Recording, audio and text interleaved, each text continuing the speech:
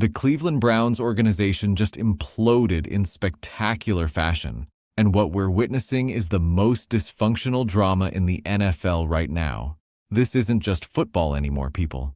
This is all-out warfare between the general manager and head coach, and caught in the crossfire is the most promising young quarterback Cleveland has seen in decades.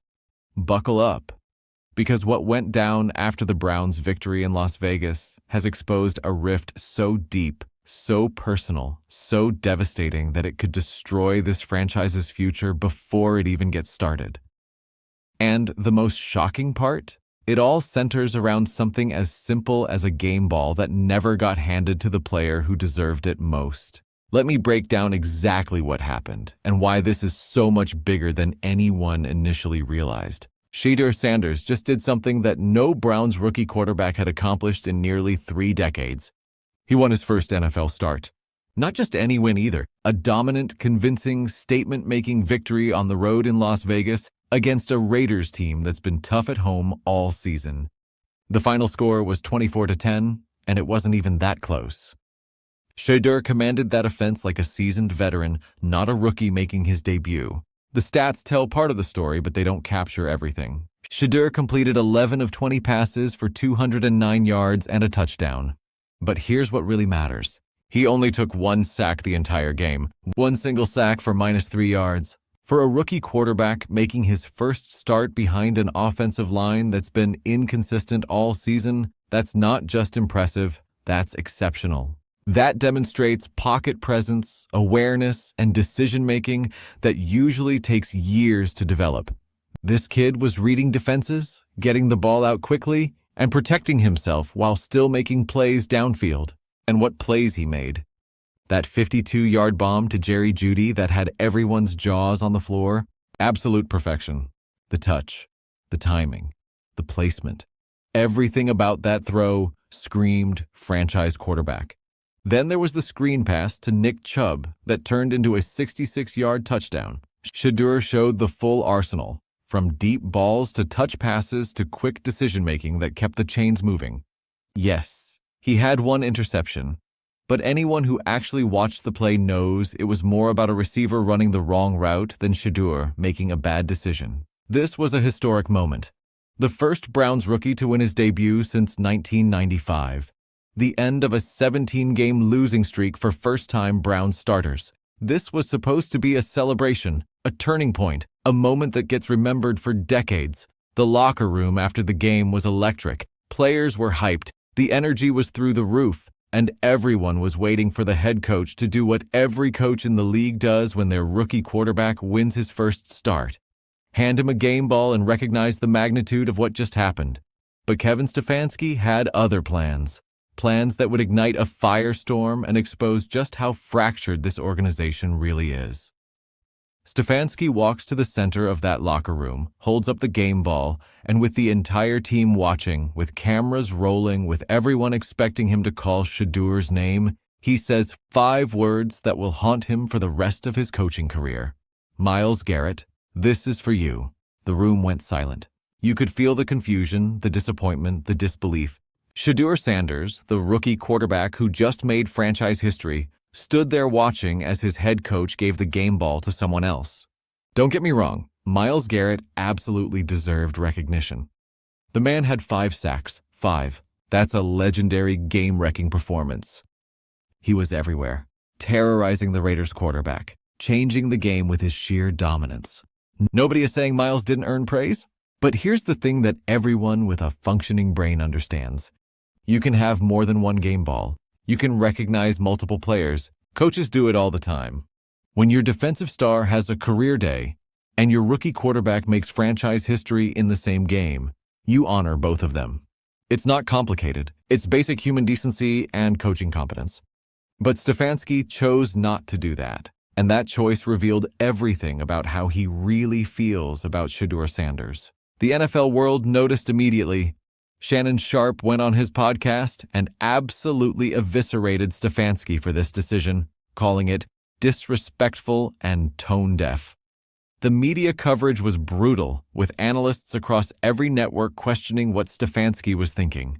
Social media exploded with Browns fans, NFL fans, and even casual observers asking the same question: how do you not give that kid a game ball? Even people who don't follow Cleveland closely were shocked by the blatant disrespect. The theories started flying immediately. Some said Stefanski is jealous of the attention Shedeur gets because of his famous father, Deion Sanders.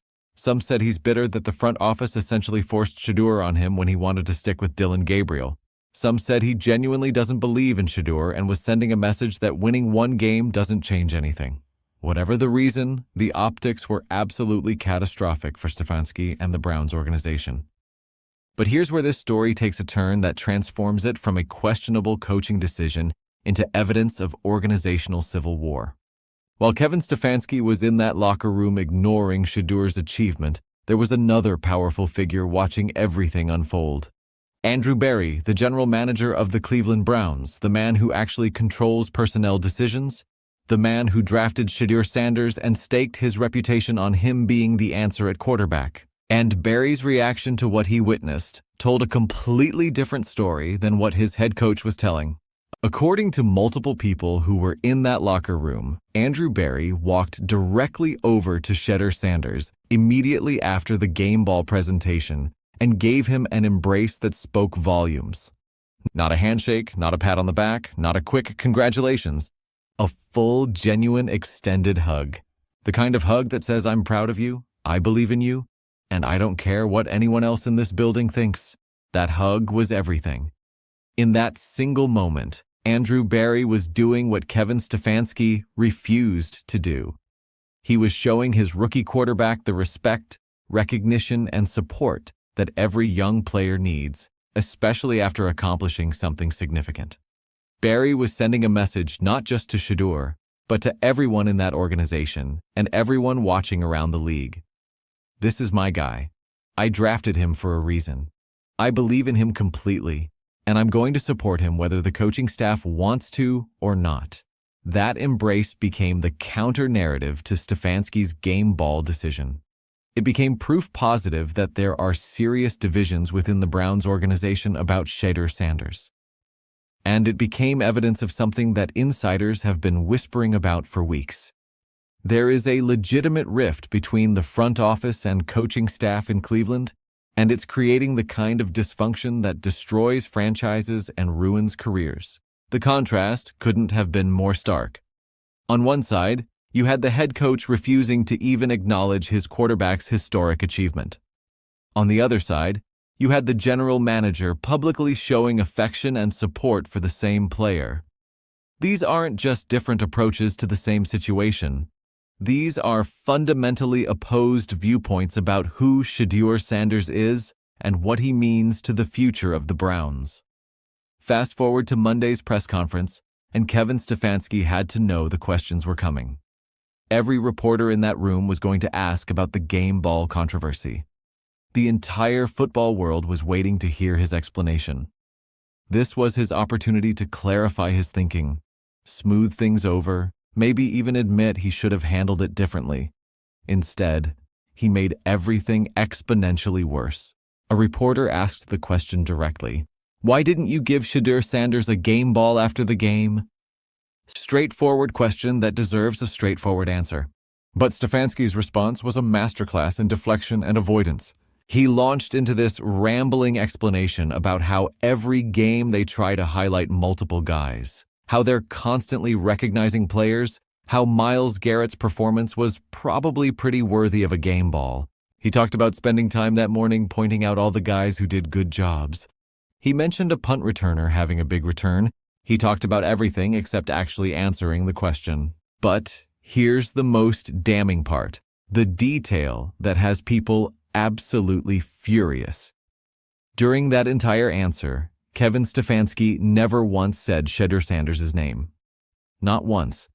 The reporter specifically asked about Shedeur by name, and Stefanski's response referred to him only as a rookie and the quarterback.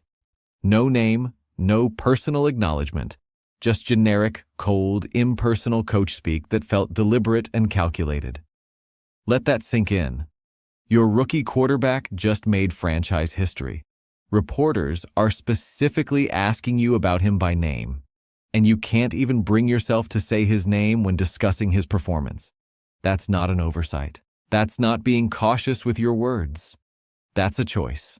A deliberate, conscious choice that revealed exactly how Kevin Stefanski really feels about Shedeur Sanders, regardless of whatever politically correct platitudes he might offer in other contexts.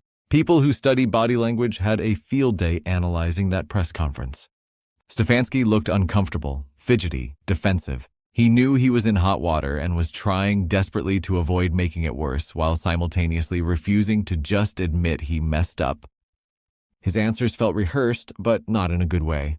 They felt like someone who had been coached by PR people on how to deflect and dodge, rather than someone speaking authentically about their players. And in today's NFL, where fans can spot insincerity from a mile away, that kind of performance only made things worse. Now let's talk about what's really happening behind the scenes in Cleveland, because this game ball controversy is just the visible symptom of a much deeper organizational disease. According to Stephen A. Smith and multiple other insiders with sources within the Browns, there is a legitimate, serious rift between the front office and coaching staff when it comes to Shedeur Sanders. And it's not subtle. It's not minor disagreements about development timelines. This is fundamental opposition about whether Shedeur is the answer at quarterback. Andrew Berry is all in on Shedeur, completely, totally, 100% committed. He believes this kid is the solution to Cleveland's decades-long quarterback nightmare. He sees the arm talent, the confidence, the mental toughness, the leadership ability. He watched Shedeur succeed at Jackson State and Colorado despite enormous pressure and constant criticism. He saw something in the pre-draft process that made him comfortable taking Shedeur in the 5th round even though some other teams had concerns. And now that Shedeur has gotten on the field and proven he can play at this level, Berry's conviction has only strengthened. But Kevin Stefanski and his offensive staff? Word is they're not believers. They see Shedeur as a project at best and a distraction at worst. They didn't want him. They wanted Dillon Gabriel, the 3rd-round pick who fits more of the traditional mold that Stefanski prefers. Gabriel doesn't have the same name recognition or media attention or famous father creating constant scrutiny. He's safer, more controllable, easier to manage. He fits into Stefanski's system without demanding that the system adapt to him. When the front office essentially forced Stefanski to give Shedeur a real opportunity after Gabriel got injured, the coach went along with it because he had no choice. But his heart was never really in it. That's the context that makes the game ball controversy so much more significant than just one isolated incident. It's not that Stefanski forgot or made an honest mistake in the heat of the moment. It's that his true feelings about Shedeur came through in that decision. When you genuinely believe in your quarterback, when you're genuinely excited about what he just accomplished, giving him a game ball is the most natural thing in the world. It happens automatically. But when you're skeptical, when you're looking for reasons why the win doesn't really prove anything, when you want to make sure everyone knows the defense was the real reason you won, well then you do exactly what Stefanski did. You give the game ball to the defensive star and barely acknowledge the quarterback who just made history. Andrew Berry sees all of this. He's not blind and he's not stupid. He can see the way Stefanski talks about Shedeur compared to how he talked about other quarterbacks. He can see the lack of enthusiasm, the reluctance to fully commit, the hedging and qualifying every time he's forced to say something positive. He's watching the coach he hired, the coach he supported through multiple difficult seasons, basically undermining the quarterback he drafted. And that's not a sustainable situation. Something has to give. That hug in the locker room wasn't just a nice moment between a GM and his player. It was Andrew Berry drawing a line in the sand. It was him making a public statement about where he stands in this organizational divide. He was telling everyone watching, including Kevin Stefanski, that he's riding with Shedeur Sanders regardless of what the coaching staff thinks. And make no mistake, in a power struggle between a general manager and a head coach, the GM almost always wins. General managers have more job security. They control the roster. They decide who gets drafted and who gets cut. They typically have stronger relationships with ownership. Coaches can be fired and replaced much more easily than GMs, especially when the GM has the owner's support, which Barry apparently has with Jimmy Haslam. So we've now got this incredibly dysfunctional situation where the Browns' front office and coaching staff are fundamentally opposed about the most important position in all of sports. Barry wants to build around Shedeur, give him time to develop, surround him with weapons, and let him grow into the franchise quarterback he believes he can become. Stefanski wants to manage the situation cautiously, not commit too publicly, and keep his options open in case things don't work out. Those are incompatible approaches that create exactly the kind of instability and uncertainty that destroys young quarterbacks. Even when Stefanski tried to be positive about Shedeur's performance, it felt hollow and obligatory. He talked about having discussions with the quarterbacks about pocket mechanics and movement. He acknowledged that Shedeur has ability to make plays both in and out of the pocket. He praised the fact they only gave up 1 sack. He said it was a really strong outing. All of that sounds fine on the surface, but compare that to how other coaches around the league talk about their rookie quarterbacks after big wins. When C.J. Stroud was winning games as a rookie, DeMeco Ryans was singing his praises, calling him special, talking about his maturity and leadership. When Brock Purdy was leading the Niners to wins, Kyle Shanahan couldn't stop gushing about his decision-making and competitiveness. That's what quarterback-coach relationships are supposed to look like. Mutual respect, public support, genuine enthusiasm. What Stefanski is giving Shedeur is the bare minimum, the kind of tepid praise you'd give a backup who came in and didn't completely embarrass himself. And Shedeur notices. You think he doesn't see the difference between how Andrew Barry treats him versus how Kevin Stefanski treats him? You think he doesn't notice that his head coach won't even say his name in press conferences? Of course he notices. He's not oblivious. And the question becomes, how long can he succeed in an environment where his own head coach seems reluctant to fully support him? The excuse Stefanski gave about trying to highlight multiple guys rings completely hollow when you think about it critically. Yes, football is the ultimate team sport. Yes, wins are never about just one person. But there are moments that transcend that general principle. A rookie quarterback winning his first NFL start after your franchise hasn't had a rookie win a debut in nearly 30 years? That's one of those transcendent moments that deserves special recognition. The fact that Stefanski couldn't see that or chose not to act on it shows either remarkable tone deafness or deliberate dismissiveness. What makes this even more frustrating is how Shedeur handled the situation. He didn't complain publicly about not getting a game ball. He didn't throw shade at his coach on social media. He didn't create drama or make it about himself. He stayed focused on the team, talked about wanting to improve, and emphasized that winning mattered most. That's exactly the kind of professionalism and team-first mentality you want from your franchise quarterback. And it makes Stefanski's treatment of him look even worse in comparison. The comparison to how Stefanski handled Dillon Gabriel is instructive and infuriating. When Gabriel was struggling, when the offense was going nowhere, when they were losing games with him at quarterback, Stefanski had no problem declaring Gabriel the unquestioned starter. No evaluation period, no week-to-week decisions, just immediate unconditional support. But now with Shedeur, after a winning performance, it's suddenly all about being cautious and not getting ahead of ourselves and needing to see more. That double standard is blatant and inexcusable. Here's what I genuinely think is happening. Kevin Stefanski is a good coach who's had success in Cleveland, but he's also someone who likes control and predictability. He wants quarterbacks who fit neatly into his system and don't require him to adjust his approach. Shedeur Sanders, with all his talent and confidence and name recognition and media attention, represents something Stefanski can't fully control. There's always going to be outside noise when you're coaching Deion Sanders' son. There's always going to be scrutiny and opinions and people second-guessing decisions. And I think Stefanski resents that. I think he resents feeling like the front office forced Shedeur on him. I think he resents that if Shedeur succeeds, people will give Andrew Barry credit for drafting him rather than Stefanski credit for developing him. All of that resentment is coming through in how he treats his rookie quarterback. But here's the problem with that mindset.